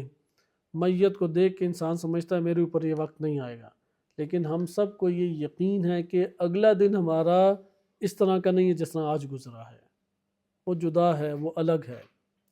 اور موت کی بہترین تعریف یہ ہے کہ انسان کا اپنے غیر سے جدا ہو جانا، صرف اور صرف انسان اور اس کا عمل ہے، نہ بیوی بچے ہیں، نہ آل اولاد ہے۔ اس کے اوپر قرآن اور روایات بڑی تاکید سے کہتی ہیں کہ بیوی بچے نہیں ہیں تمہارے ساتھ، لیکن انسان کا ذہن نہیں مانتا کہ بیوی بچے میرے ساتھ نہیں ہیں۔ ابھی یہ جو کورونا کے مسائل اٹھے تھے، ادھر قم میں بھی بڑی بڑی شخصیات، پاکستانی غیر پاکستانی علماء جو ہیں وہ وفات پا گئے، خدا ان پر رحمت نازل فرمائے۔ انہی میں سے بعض پاکستانی علماء میں سے ایک شخصیت تھے، بڑے اساتذہ میں شمار ہوتا تھا، اور خوش خوراک ماشاءاللہ کافی تھے، خوش کلام بھی تھے، خوش مزاج بھی تھے، یعنی کبھی کسی سے ناراضگی نہیں دیکھی گئی۔ تو انہیں جب یہ اٹیک ہوا تو لے گئے انہیں ہسپتال، چونکہ جو ہسپتال پہنچا ہے وہی بیچارہ وفات پائے، جو گھر میں رہا ہے پھر وہ کچھ ہمت میں رہا ہے۔ تو وہ ہسپتال پہنچے ہیں تو اب تھوڑا گھبرا گئے اندر، تو انہیں آکسیجن لگی تو ادھر تھوڑا ہمت توڑنے لگے۔ ہمت جب توڑنے لگے، چونکہ آکسیجن کی رفتار نیچے آتی تھی تو وہ آئی سی یو میں لے جاتے ہیں، آئی سی یو میں کوئی اور نہیں جا سکتا۔ ابھی وہ آئی سی یو میں داخل ہی ہوئیں کہ ان کی آنکھیں جو ہیں نا بالکل ہی جیسے کہتے ہیں نا واضح بتا رہی تھی کہ ہمت چھوڑ گئے وہ، اور 2 دن کے اندر ان کا انتقال ہو گیا۔ انہوں نے آس پاس بیوی بچے نہیں دیکھے تو ان کا اسی ٹائم انتقال ہو گیا، نہ دوست احباب ہیں، نہ بیوی بچے ہیں، نہ وہ خوراکیں ہیں جس سے بڑی رغبت تھی، نہ وہ خوش مزاجی ہے کہ جو اپنے دوستوں کے درمیان ظاہر کیا کرتے تھے، تو کچھ بھی نہیں ان کے آس پاس۔ یہ موت کا ایک ہنگام ہے، ہر ایک کے اوپر آنا ہے۔ اسی طرح بعض اور مسائل بھی تھے، خواتین پہ بڑا کڑا وقت آیا کہ ایک آن میں شوہر اور بچے بالکل ان سے جدا ہو گئے، اور یہاں پہ اب پھر رفتہ رفتہ وہ ان کی حالت غیر ہوتی چلی گئی، مگر یہ کہ کسی نے کمپنی دے دی، اس کا حوصلہ بڑھا دیا، وہ اپنے اس تناظر میں واپس آ گیا۔ لہٰذا یہ بات اپنے نفس کو سمجھائیں، وہ جو اموات ہوئی ہیں وہ اموات اسی لیے ہوئی کہ اپنے نفس کو یہ باور نہیں کرایا تھا کہ ہم نے مرنا ہے۔ قرآن کریم نے اس جگہ پہ آیت کو قرار دیا ہے کہ یہ بات جان لو کہ تم نے مرنا ہے، لیکن موت ایسی نہیں ہے کہ تم فنا معدوم ہو گئے، نہیں، ایک اور زندگی ہے اس کے بعد۔ لیکن موت جب آئے گی تو غیر سے جدا ہو، نہ آل ہے، نہ اولاد ہے، نہ دوست ہے، نہ احباب ہیں، اور دوسروں کا عمل پہنچتا نہیں پہنچتا یہ بھی نہیں پتا، کیونکہ بالآخر وہ دوسرے کا عمل ہے، عمل کے ساتھ ملکیت حقیقی کا تعلق ہے، اس لیے دوسرے کا عمل تو ہمیں نہیں پہنچ سکتا۔ یہ بات ہمیں ذہن نشین کر لینی چاہیے۔ ہم سابقہ درس میں پڑھ چکے ہیں کہ ایک ملکیت اعتباری اور ایک ملکیت حقیقی ہے۔ اس کا میں اس لیے تکرار کر دیتا ہوں کہ ذہن میں ہمارے یہ بات بیٹھ جائے، کیونکہ اپنے آپ کو یہ سمجھانا، اس کو کہتے ہیں حب الدنیا نکالنا۔ حب الدنیا یہ نہیں ہے پھٹے پرانے کپڑے پہن کے صرف پانی اور خشک گری ہوئی روٹیوں پہ گزارا کریں، یہ حب الدنیا نکالنا تھوڑی ہے۔ خدا نے یہ فاسقین کے لیے تھوڑی دنیا کی زینتیں بنائی ہیں۔ مومن اختیار کرے، حب دل میں ہوتی ہے، دل میں محبت نہیں ہونی چاہیے۔ وَإِلَّا خداوند متعال نے اچھے کھانے، اچھے لباس، اچھی محفل سے منع نہیں فرمایا، لیکن یہ زینت تمہارے اندر قوت نہ پکڑ لے۔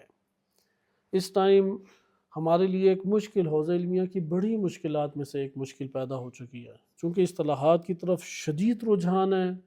تزکیہ نفس اور عدم تربیت وہ اندر سے نفوس کو کھوکھلا کر چکی ہے۔ الحمدللہ علماء اس کی طرف ابھی متوجہ ہیں، لیکن وہ صورت ابھی نہیں آئی کہ آپ کہیں کہ حوزہ علمیہ میں آنے والا شخص جو ہے وہ کامل دیندار سامنے آتا ہے۔ اس لیے الکافی میں روایت بھی ہے کہ حضرت داؤد علیہ السلام کو حدیث قدسی ہوئی، اللہ تعالیٰ نے فرمایا اے داؤد، اپنے اور میرے درمیان ایسے عالم کو نہ تم لے کے آنا جو حب الدنیا رکھتا ہو، کیونکہ یہ میری راہ کے ڈاکو ہیں، یہ میری راہ پہ چلنے والوں کو اغوا کرتے ہیں۔ آتے دین کی شکل میں ہیں، آتے بڑا خوبصورت وثقت حلیہ بنا کے آئیں گے، لیکن اغوا کر لیتے ہیں۔ جیسا آپ نے اس جگہ پہ ملاحظہ کیا کہ موت ایک حقیقت ہے، اس حقیقت کو باور کرانا ہے۔ نہج البلاغہ میں تو بار بار امیر المومنین علیہ السلام نے اس بات کا تکرار کر کے بیان کیا، کیونکہ جو موت سے بے فکر ہوتا ہے وہی دنیا کی زینتوں میں گرفتار ہوتا ہے۔ نہج البلاغہ کا ایک بڑا خوبصورت جملہ ہے، امام فرماتے ہیں کثرت سے موت کو یاد کرو، یہ تمہاری لذات کو بے لذتی میں تبدیل کر دیں گی۔ جیسے ہوتا ہے نا، آپ بڑے اچھے موڈ میں، خانوادہ بیٹھا ہوا ہے کھانے کا، آپ موت کا سفر صرف ذکر کریں، سارے چیخ اٹھتے ہیں کہ اس ٹائم یہ ذکر کرنا ہے، واقعاً لذت کو بے لذتی میں موت کا ذکر تبدیل کر دیتا ہے۔ پھر موت ہے کیا؟ اپنے غیر سے جدا، ملکیت حقیقی کیا جو آپ سے کبھی جدا نہیں ہو سکتی۔ اس جگہ دقت خود ایک بزرگ استاد ہیں آیت اللہ حسن رمضانی حافظہ اللہ تعالی، بڑے اچھے ان کے ابھی بھی دروس جاری ہیں، 10:30 آج کے ایران ٹائم کے مطابق 10:30 ہونا جاتے 15 کے اوپر درس دے رہے ہیں، اور بڑے پر رونق پرمعنی درس ہیں، اگر توفیق ملے تو شرکت ضرور کریں۔ خود میں نے ان سے یہ بات پوچھی کہ یہ ہم دعائیں مغفرت کرتے ہیں، پاکستان میں بھی ایک مسئلہ آپ لوگوں کو معلوم ہے کھڑا تھا، تو اپنے مطالعات بھی کچھ تھے، لیکن تشفی قلبی کے لیے ان سے دریافت کیا، تو انہوں نے کہا کہ جو مرضی کر لو، اگر اس کا عمل اس کے ہمراہ نہیں ہے، کسی کی کوئی چیز اسے فائدہ نہیں دے سکتی۔ پھر میں نے بعض حوالے دینے کی کوشش کی، کہتے ہیں ادھر ادھر سے آیات روایات لے کے آؤ، یہ مطلب اتنا واضح ہے کہ اگر ایک بندے کا عمل اس کے ساتھ نہیں ہے تو دوسرے کی کوئی چیز اسے فائدہ نہیں دے سکے گی۔ اور قرآن کی آیات واقعی یہ بتاتی بھی ہیں، ہمارے لیے آشکار طور پہ یہ بات قرآن کریم کی ہمیں بتاتی ہے۔ اس بارے میں صرف ایک مکالمہ آپ کی خدمت میں بیان کر دوں جو کہ سورہ حدید میں وارد ہوا ہے، کیونکہ سورہ حدید میں ایک منظر کشی ہوئی ہے، اب موت سے ہی چون سے منسلک ہے، اس لیے میں یہ آپ کی خدمت میں ذکر کر رہا ہوں۔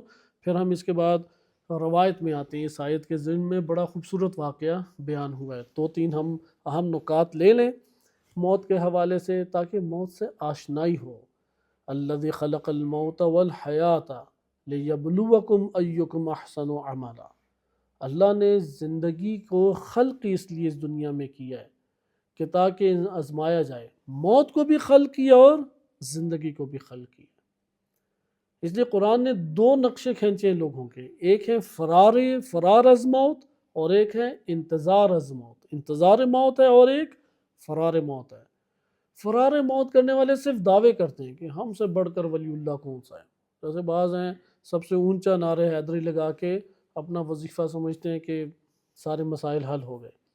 بعض نے سوال جواب کے لیے اپنے ساتھ ایک فرد رکھا ہوا ہے کہ وہ آئے گا اور انہوں نے نام قرار دیا امام علی علیہ السلام۔ نہیں، انسان کے اعمال اس کے ہمراہ ہوں تو شفاعت ہے، اعمال کے بغیر شفاعت نہیں ہے۔ اعمال اس سطح کے ہوں گے تو شفاعت ہوگی، بدون عمل کیسے شفاعت ہو سکتی ہے؟ خلاصہ کلام ایک میں آپ کی خدمت میں یہ سورہ حدید سے بیان کر رہا ہوں کہ سورہ حدید آیت نمبر 12 میں یہ بڑا خوبصورت اللہ سبحانہ و تعالیٰ نے ایک ڈائیلاگ بیان کیا جو مومنین اور منافقین کے درمیان ہوگا۔ یہ منافقین بڑے ٹھوس منافق ہیں، جتنی نصیحتیں کر لو دنیا سے باز نہیں آتے تھے، یہ وہ منافق ہیں، کافر نہیں ہیں، یعنی اپنے زمانے میں مومن ہی شمار ہوتے تھے، دل ان کے منافق تھے۔ تو سورہ حدید آیت نمبر 12 میں یوم تری المؤمنین والمؤمنات، وہ دن جب آپ دیکھیں گے مومنین اور مومنات کو دیکھیں گے، یسعی نورہم، ان کا نور کوشش کر رہا ہوگا، بین ایدیہم، ان کے سامنے کہ اس سے چھڑا لوں، اسے چھڑا لوں، لیکن چھڑایا کون جائے گا؟ جس کے پاس کچھ ہوگا تو تب بھی چھڑایا جائے۔ مثلا پاسپورٹ تو ہو کہ میں تمہیں آگے نکال دوں، وہ پاسپورٹ ہی نہیں لایا، ٹکٹ ہی نہیں لایا، اب کیسے جہاز تک پہنچاؤں میں؟ لہذا یسعی نورہم بین ایدیہم، روایات میں وارد ہوا ہے کہ ادھر نور سے مراد ائمہ اہل بیت علیہ السلام مراد، وبایمانہم بشراکم الیوم، آج کے دن تمہیں بشارت ہو، جنات تجری من تحتها الانہار خالدین فیہا، کہ جنتیں ہیں جن کے نیچے نہریں بہہ رہی ہیں اور اس میں ہمیشہ یہ مومنین رہیں گے، مومنین کو یہ بشارت ہے۔ ذالک هو الفوز العظیم، ان جنتوں میں پہنچنا واقعاً فوز عظیم ہے۔ عموماً کہا جاتا نا کہ جنت کے لالچ میں نہ کرو، جنت یہ تو جنت فلاں، وہ بزرگ اور بڑے افراد کے لیے، ہمارے لیے جنت میں بہت کچھ ہے۔ ذالک هو الفوز العظیم، یہ فوز عظیم ہے جنت تک پہنچنا۔ ٹھیک ہے کہ بڑا رتبہ یہی ہے کہ اللہ کے لیے کرو، صحیح ہے، لیکن ایک بندہ اس قد کاٹ کا نہیں ہے، وہ ہے ہی ٹافی دو تو اسے پھر سننے کے لیے آتا ہے۔ اس سطح کے افراد جو ہیں وہ پھر جنت کی ایک طمع رکھتے ہوئے عبادت کو انجام دیں گے، اس لیے یہ ہمیشہ رہے گا۔ اس لیے روایات نے منع نہیں کیا کہ یہ تینوں فاسق ہیں، نعوذ باللہ، جو جہنم کے خوف سے عبادت کرے وہ فاسق ہے، نہیں، وہ اکمل ترین عبادت نہیں ہے۔ جو جنت کے لالچ میں عبادت کرے یہ فاسق ہو گیا، ایسا نہیں ہے، ہاں وہ کامل ترین عبادت نہیں ہے۔ جو اللہ کے لیے عبادت کرے وہ حقیقی عبادت، یہ ائمہ علیہ السلام انجام دیتے ہیں، انبیاء علیہ السلام یا جو ان کے پیروں ہیں قریب قریب۔ لیکن عام سطح کا بندہ جو پڑھتا تب ہے کہ جب اس کے لیے وسائل اور امکانات مہیا ہوں، یعنی شہریہ اس کے لیے آ رہا ہو تب پڑھتا ہوا، اللہ پڑھتا ہی نہیں۔ ایک بندہ خدمت دین انجام ہی تب دیتا ہے جب اسے تنخواہ دیں، وہ تنخواہ نہیں ملے تو کیسے اس نے انجام دینی ہے؟ ایک فرد ہے اسے پیٹ بھر کے کھانا ملے تو تب وہ آتا ہے آپ کے پاس، خصوصاً قم میں یہ ایک رواج ہے، صرف ذکر اہل بیت کے اوپر نہیں، اس کے ساتھ نیاز بھی تھوڑی بھاری ہونی چاہیے تب وہ بیچارے آتے ہیں۔ تو ایسے افراد کے لیے کیا ہے؟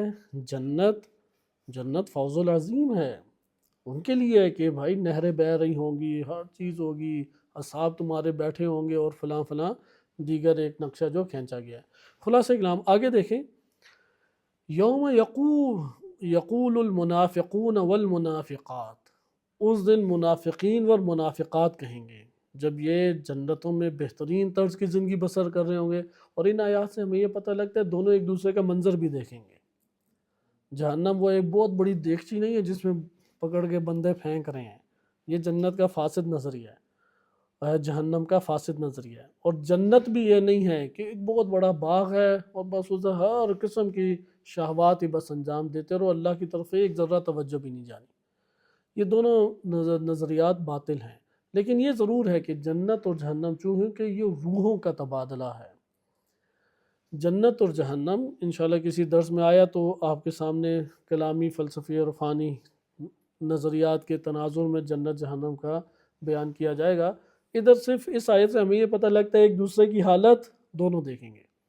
یوم یقول المنافقون والمنافقات، منافقین والمنافقات بول اٹھیں گے، کن سے بات چیت کریں گے؟ للذین آمنوا، ان لوگوں سے جو ایمان لائے، انہیں کہیں گے کیا؟ انظرونا، مہربانی فرماؤ ہماری طرف بھی دیکھ لو، ہماری طرف بھی کچھ نگاہ کر لو۔ مجھے عموماً وہ ٹی وی پہ بعض اوقات منظر ایک دکھائی دیتا ہے تو یہ آیت یاد آ جاتی ہے کہ سخت گرمی کا موسم ہے اور دیہات میں کوئی پرائم منسٹر اپنی اے سی والی بہترین گاڑی میں گئے ہوئے اور شیشہ بھی نیچے نہیں کرتے، اور باہر کے لوگ بیچارے ان کے آگے آگے پیچھے پیچھے بھاگ رہے ہیں اور یہ آرام سے اندر سکون میں بیٹھے ہوئے ہیں۔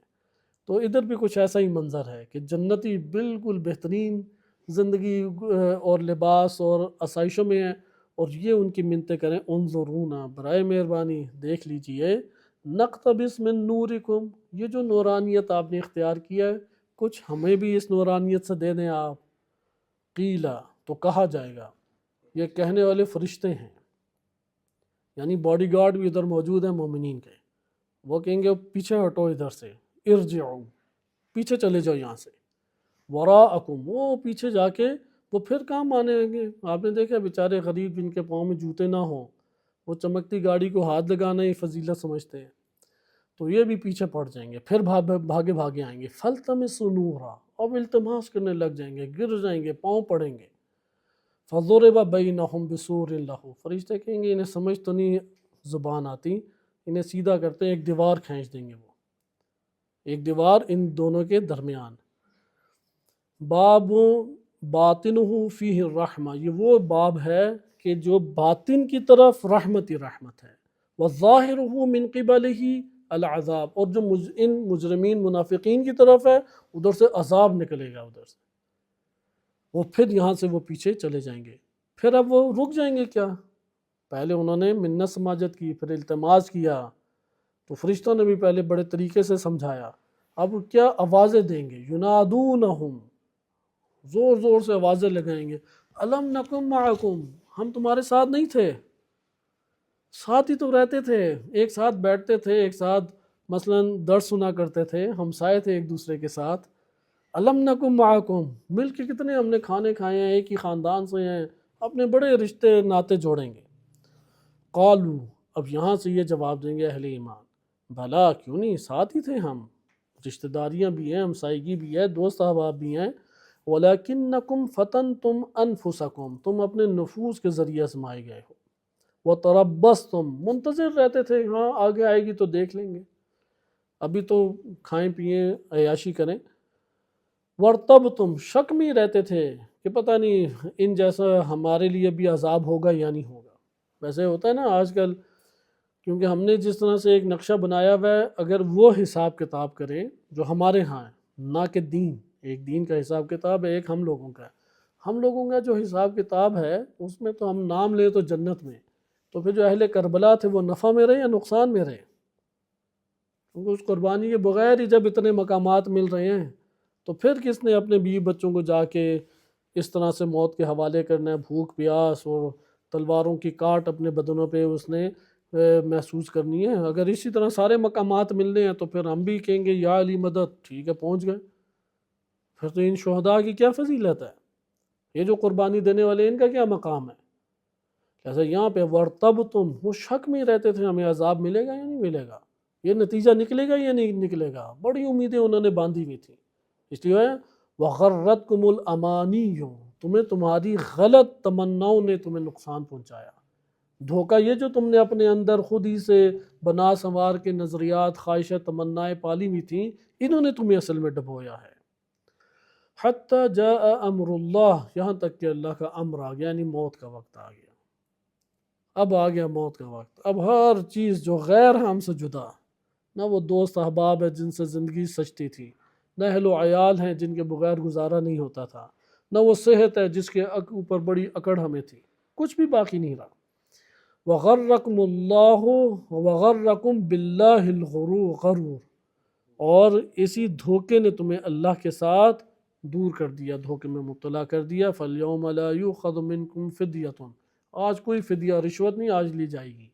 تم جتنے بھی کوشش کرو کہ میں فلاں کا جاننے والا فلاں نسب سے فلاں نسل سے ہوں، کچھ بھی قبول نہیں ہوگا، وَلَا مِنَ الَّذِينَ كَفَرُوا اور کوئی بھی کافرین سے بھی قبول نہیں ہوگا، مَأْوَاكُمُ النَّارِ تم لوگوں کا ٹھکانہ جہنم ہے، ہِیَ مَوْلَاكُمْ وَبِئْسَ الْمَصِيرُ یہ آپ نے ملاحظہ کی آیات، آئیں اب ہم اپنے اسی واپس موضوع کی طرف چلتے ہیں کہ اس میں آپ نے موت کا ایک نظارہ اور لوگوں کی آپس میں گفتگو کو آپ نے ملاحظہ کیا کیسے ہوگی، کہ یہ واقعاً ہمیں یقین کرنا ہے، قرآن بہت تاکید سے یہ بات بیان کرنا چاہ رہا ہے کہ تم جان لو کہ جب موت آئے گی تو کوئی تمہارے ساتھ چیز نہیں رہے گی، سب سے پہلے جو تمہارا ساتھ چھوڑے گی وہ بیوی بچے ہیں، اور انسان ہمیشہ ذہن میں یہ سوچتا ہے کہ یہ میرے ساتھ ہیں، اور یہ ہمارے پاس واقعات بھی بعض ایسے ہوئے کہ بہرحال ابھی وقت ہمارا گزر جائے گا اور کچھ واقعات سنائے،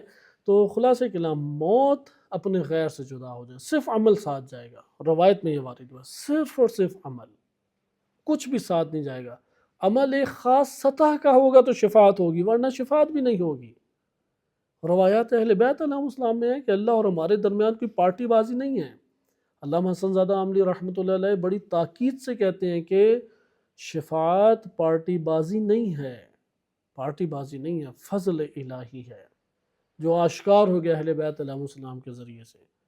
قطعاً و قطعاً ایسا نہیں ہے کہ اللہ جہنم بھیج رہا ہوگا، جناب سیدہ سلام اللہ علیہ آ جائیں گے، وہ کہیں گے نہیں یہ تو آنسو اس نے بہایا تھا، چلو پکڑ کے جنت میں لے۔ ناممکن ہے ایسا، ایک فاسد ترین نظریہ، یہ فاسد ترین۔ اللہ تعالیٰ جس کو بخشوانا چاہے گا انہیں جناب سیدہ سلام اللہ علیہ سے تعلق قائم کروائے گا۔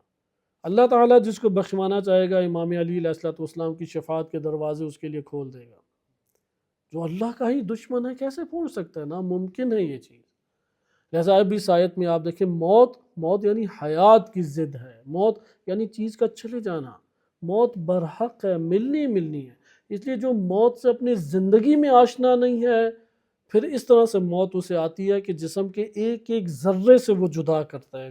حضرت اسرائیل علیہ السلام ایک ایک ذرے سے وہ شدت تکلیف سے منہ بند کر لے تو یہ نہ سمجھیں کہ یہ کلمہ لا الہ الا اللہ ہی پڑھ رہے ہیں حضرات، یہ بڑے نیک اور پاکیزہ ہو گئے، اس کی عقل ہی نہیں چل رہی تو منہ بند ہی رہنا اسے۔ اب وہ غصہ اس کے اندر اتنا شدید ہے کہ بول ہی نہیں سکتا، بڑھاپا اسی کمزوری کا نام ہے۔ لہذا یہ ہمارے پاس موت ہے، موت سے بھاگے بس۔ ادھر ہمارے پاس، اب میں روایت سے آپ کے سامنے اس کا واقعہ بیان کرتا ہوں اور اس مسئلے کو ہم ختم کرتے ہیں کہ اس آیت میں چند ہمارے پاس ظاہر آیت سے معنی آتا ہے۔ پہلا معنی ہمارے پاس کیا آیا کہ موت اللہ تعالیٰ کے ہاتھ میں ہے۔ دوسری چیز کہ اگر ایک جگہ جہاں پر انسان کو آنکھوں سے موت دکھائی دے رہی ہے، وہاں سے فرار کر کے ایک ایسی جگہ منتقل ہوگا جہاں پر موت نہیں ہے، ادھر بھی کیا ہو جائے گی؟ خدا کہے گا منہ تو مر جاؤ تم۔ اس مفسرین کہتے ہیں اس بات کو سمجھانے کے لیے اللہ تعالیٰ نے اس آیت کو بیان کیا ہے کہ تم اگر جائے موت سے فرار کر کے کہیں پر بھی پہنچ جاؤ، وَلَوْ كُنْتُمْ فِي بُرُوجٍ مُشَيَّدَةٍ، شیشہ پلائے ہوئے تم نے در و دیوار بنا دی جہاں سے ایک سوراخ نہیں ہے، کوئی باہر سے اندر نہیں چیز جا سکتی اور نہ کوئی اندر سے باہر نہیں آ سکتی۔ وہاں پہ حضرت اسرائیل علیہ السلام آپ سے ملاقات کے لیے تشریف لے آئیں گے۔ جیسا کہ یہ واقعہ بعض نے تو اب کوئی کارٹون وغیرہ بھی بنا دیے، بعض کتب میں وارد ہوا ہے، نسبت جناب سلمان کی طرف دی گئی ہے، لیکن ثابت اس طریقے سے نہیں ہے کہ دیکھا کہ ایک شخص کو بڑے غصے کی عالم میں جناب اسرائیل علیہ السلام تعجب سے دیکھ رہے ہیں۔ وہ بندہ بھی اب گھبرا رہا ہے چونکہ وہ اس طرح سے آئے، وہی جو ہم کل پڑھ چکے ہیں، تمثل انہوں نے اختیار کیا۔ تجسم و تمثل میں فرق ہے۔ تمثل یعنی جسم کا ایک صورت اختیار کرنا، جیسے جنات وغیرہ کا۔ تمثل یعنی خیال میں ایک چیز کا ایجاد کرنا، صورت کا ایجاد۔ فرشتے ذہن میں ہی بس ہمارے ایک شکل ایجاد کر سکتے ہیں، جسم نہیں اختیار کر سکتے فرشتے عموماً۔ خوب، تو یہاں پہ اس نے بہرحال غور کیا تو وہ بندہ بھی گھبرا رہا تھا۔ تو حضرت سلمان نے پوچھا کہ کیوں گھبرا رہے ہو؟ کہا حضرت اسرائیل علیہ السلام بڑے غصے میں دیکھ رہے ہیں۔ تو جناب سلمان نے کہا کہ اچھا تمہاری کیا خواہش ہے؟ اس بندے سے پوچھا۔ کہا میری بس اتنی سی خواہش ہے، مجھے ہند سے آئے ہوں ہند پہنچا دیں، یہ ہزاروں کلومیٹر کا سفر طے کر کے۔ تو انہوں نے بھی کوئی اس کے اوپر ورد و ذکر پڑھا اور وہ ہند پہنچ گیا۔ تو پھر پوچھا اسرائیل علیہ السلام سے کیوں اس طرح سے بندوں کو ڈراتے ہو؟ کہا میں ڈرا نہیں رہا تھا، تعجب کر رہا تھا۔ کہا کس بات پہ؟ کہا کہ مجھے جو کہا گیا تھا وہ یہ تھا کہ ہند سے اس کی روح قبض کرنی ہے اور یہ ادھر بیٹھا ہے۔ تو اس کے اوپر کہتے ہیں اب میرا تعجب ختم ہو گیا۔ لہذا یہ جو موت کا وقت ہے انسان کے لیے، یہ موت انسان، یہاں پہ اسی آیت میں یہ پیغام دیا گیا ہے کہ تم جہاں پر بھی جاؤ گے موتو، وہاں پہ اللہ تعالیٰ تمہیں موت دے گا۔ بعض لوگ اپنی خوب تدبیر کرتے ہیں، پلاننگ کرتے ہیں، تو پلاننگ موت سے فرار کی پلاننگ بیجا ہے، بیکار ہے۔ انسانی نفس کو پھر یہ مطلب بھی مفسرین نے ذکر کی، ادھر سے یہ توہم پیدا نہ ہو کہ ہمیں تو کسی خطرے سے اپنے آپ کو بچانا ہی نہیں چاہیے۔ نہیں، یہ بات نہیں ہے، خطرات سے بچانا چاہیے، لیکن یہ ذہن نشین رکھو کہ بچو گے تب بھی جب اللہ تعالیٰ بچائے گا۔ یہ ایسا نہیں ہے کہ جہاں پہ تمہیں بالکل رنگین زندگی نظر آ رہی ہے وہاں پہ تمہارے لیے موت نہیں ہے۔ قرآن کی واضح آیت ہے کہ وما تدری نفس بأی ارض تموت، کوئی نفس یہ نہیں جانتا کہ اس نے کہاں مرنا ہے۔ زمین کھینچ کے اپنے پاس لے کے آتی ہے، زمین انسان کو کھینچ کے لے کے آتی ہے جہاں انسان نے مرنا ہے۔ اگر ہم نے مرنا ہے کسی انٹارکٹکا میں جا کے، ادھر کھینچ کے زمین لے کے جائے گی۔ کسی نے سوئٹزرلینڈ جا کے مرنا ہے، وہ ادھر جا کے زمین کھینچ کے لے کے جائے گی۔ کسی نے ہزار کوششیں کی ہیں کہ پاکستان سے نکل جائے، وہ نکل ہی نہیں سک رہا، وہ وہاں پہ زمین اس کو وہاں پہ مقید کر لے گی۔ لہٰذا یہاں پہ یہ ایک اہم پیغام ہے۔ اور پھر یہ پیغام، تیسرا پیغام، کہ اللہ تعالیٰ موت کے بعد حیات دے گا، اس لیے جو اس دنیاوی حیات کو اپنے لیے محبوب سمجھتا ہے، اب یہ ہم نے خود محاسبہ کرنا ہے۔ یہ محاسبہ غفلت کا شکار ہو جائے تو پھر تباہی ہے۔ ہم دیکھیں کہ کیا اس دنیا سے ہم مرنا چاہتے ہیں یا نہیں۔ بالفاظ دیگر، آیا دنیا کی در و دیوار اچھی لگتی ہے؟ اپنا وطن، اپنا گھر، اپنے بیوی بچے، اپنے والدین، اپنا آپ، اپنی لذتیں، اپنے کھانے پینے، یہ محبوب ہیں، ہمیں پسندیدہ ہیں، اس کے لیے ہر قربانی دینا چاہتے ہیں؟ یہ دنیا دار انسان ہے، یہ حب الدنیا ہے۔ ضروری ہے اسے ضعیف کریں، ضعیف موت کا کثرت سے ذکر کرو، روایات میں وارد ہوا کثرت سے ذکر کرو۔ یہ کثرت سے ذکر کرنا مانوس کرے گا موت سے۔ مانوس جب ایک طرف ہو انسان تو اس کو قبول کرنا اس کے لیے آسان ہوتا ہے، لہذا موت سے ہمیں مانوس ہونا چاہیے۔ یہ ہمارے پاس تیسرا نقطہ اور چوتھا نقطہ کہ یہ موت اور زندگی اللہ کا فضل ہے، یہ دونوں کے دونوں میں رحمت ہے۔ حتیٰ کہ بڑھاپے میں جب وہ اٹھ سکتا نہیں ہے، خود کھا پی سکتا نہیں ہے، چل پھر سکتا نہیں ہے، کوئی اس کے پاس بیٹھنا نہیں چاہتا، دنیا کی تو ہر لذت اس کے لیے بے لذت ہی ہو گئی۔ اب یہ جسم اور زیادہ گرا تو بستر کی اوپر ہی ایک مقیم رہ جائے گا، تو یہاں پر موت اس کے لیے نعمت بن جاتی ہے۔ نہج البلاغہ میں بھی امیر المومنین علیہ السلام کا فرمان ہے کہ موت انسان کے لیے نعمت ہے اگر شدائد سخت ہو جائیں، بہت سخت مصائب ہو جائیں تو موت نعمت ہے۔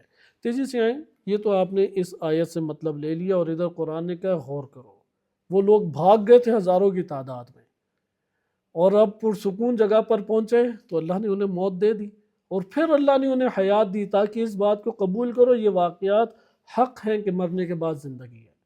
یا یہ واقعات علامہ طباطبائی رحمۃ اللہ علیہ نے بھی اشارہ کیا کہ اس طرح کی آیات کی تصدیق انسانی نفس کر سکے، جیسے اصحاب کہف اٹھائے گئے، یعنی اس دنیا میں بھی اللہ موت دے کے حیات دے سکتا ہے۔ اس کے ضمن میں الکافی میں ایک واقعہ وارد ہوا ہے اور اس کے اوپر اختتام کریں گے انشاءاللہ۔ اس سے منسلک چند اور واقعات بیان کرنا مقصود تھے، لیکن وقت میں اب گنجائش نہیں ہے، وقت کے دامن میں صرف یہ واقعہ اس کی تفسیر میں سن لیں، چونکہ ہم نے ظاہر آیت سے تو تفسیر پڑھ لی، تو اب ہم امام معصوم کی کلامی الکافی سے روایت پڑھتے ہیں کہ امام باقر علیہ السلام فرماتے ہیں کہ اللہ عز و جل کے یہ جو فرمان ہے الم تر الی الذین خرجوا من دیارہم وہم الوف حذر الموت، کہ کیا تم نے ان لوگوں کے اوپر غور و فکر نہیں کیا، دقت نہیں کی کہ جو ہزاروں کی تعداد میں اپنا گھر چھوڑ کے نکلے اور موت سے بڑے خوفزدہ تھے، تو پھر اللہ نے انہیں کہا موتوا ثم احیاہم، پھر وہ جب مر گئے تو اللہ نے انہیں زندہ کیا۔ امام فرماتے ہیں کہ ان ہؤلاء اہل مدینہ من مدائن شام، شام کے مدائن میں ایک شہر تھا، اس شہر کے یہ لوگ رہنے والے تھے، اور ان کی گھر جو تھے 70,000 گھر تھے۔ وہاں پہ طاعون پھیل گیا۔ طاعون ابھی کچھ عرصہ 50-60 سال کچھ مدت ہوئی ہے کہ ختم ہوئے ہوئے، بڑی خطرناک بیماری تھی۔ البتہ اس بیماری میں بھی خدا کی عنایات سامنے آتی تھی۔ مثلا اگر ایک سیریز میں گھر بنے ہوئے ہیں، مثلا 30-40 گھر ہیں، تو اس طرح موتیں نہیں ہیں کہ سارے 20 کے 20 گھر میں سارے مر گئے، بلکہ اموات اس طرح سے ہیں کہ ایک گھر میں مرے، اس کے ساتھ والے گھر میں بھی مرے، پھر 3 گھروں میں نہیں مرے ہوئے، پھر بقیہ گھروں میں مرے ہوئے ہیں، اور 3 سے 4 دن میں طاعون کا مریض مر جاتا تھا۔ وہ ایک مثلا بغل کے قریب، یا کہا جاتا ہے گٹھلی سی بنتی تھی، وہ جیسے جب بڑی ہوتی تو وہ پھر مر جاتے، اور وہ چونکہ چھوت کی بیماری ہے لہذا جس کو طاعون ہو جاتا تھا اس سے رابطہ سارے منقطع کر دیتے تھے۔ تو بہرحال طاعون اس جگہ پر پھیل گیا، اور یقع فیہم فی کل آوان، ہر وقت وہاں پہ طاعون کی وجہ سے لوگ مرنا شروع ہو گئے۔ تو ان میں سے جو لوگ تھے امیر لوگ تھے اور ان کے پاس کھانے پینے کا سرمایہ موجود تھا، انہوں نے گندم شندم وغیرہ اٹھائی، اپنے بیوی بچوں کو پکڑا اور فرار کر گئے اس علاقے سے، چلے گئے۔ وبقی فیہا الفقراء لضعفہم، وہ فقیر بیچارے رہ گئے جن کے پاس کھانے پینے کا، یعنی وہ علاقہ چھوڑ کے کسی اور جگہ پہ کھانے پینے کا سامان نہیں تھا، یعنی اگر یہ جگہ چھوڑ کے جائیں تو بھوک سے مر جائیں گے، بھوک سے بچنا چاہیں تو کون مار دے گا؟ طاعون مار دے گا، تو یہ فقراء وہاں پہ رہ گئے۔ تو فکان الموت یکثر فی الذین اقاموا، اس لیے جو ادھر باقی رہے ان میں اکثر بیشتر کیا موت سے مر گئے تھے، ویقل فی الذین خرجوا، اور قلیل افراد تھے جو نکلنے میں کامیاب ہوئے۔ اب یہ جو لوگ نکلے تھے، فیقول الذین خرجوا، جو لوگ نکلے تھے تو انہوں نے کہا کہ لو کنا اقمنا، یہاں پہ انہوں نے خطا کی۔ یہ تدبیر ٹھیک ہے کہ جو جا سکتا جائے، یہ یاد رکھیں تدبیر ادھر مسئلہ نہیں ہے، اپنی جان بچانے کے لیے تدبیر کرنی ہے۔ غلطی اور خطا کہاں پر ہے؟ یہ والا جملہ انہوں نے کیا کہا، فیقول الذین خرجوا، جیسے ہمارے ہاں ہوتا ہے نا کہ ایکسیڈنٹ شدید ہوا، بڑے مر گئے، آگے شکر اللہ نے مجھے بچا لیا۔ یہاں پہ یہ جو جملہ ہے نا یہ سخت ہے۔ جیسے کہ ایک معروف عارف کا واقعہ ہے کہ وہ تاجر تھے تو دکانوں پہ آگ لگی تو دکانیں ساری جل گئی، بھاگے بھاگے آئے، دیکھا ان کی دکان سالم ہے تو فوراً کہا الحمدللہ۔ کسی نے پوچھا تھا کہ آپ اتنے پاکیزہ زندگی بسر کرتے ہیں، 30-40 سال ہو گئے استغفار کر رہے ہیں، تو انہوں نے کہا کہ آپ نے کیا گناہ کیا تھا ایسا استغفار کر رہے ہیں؟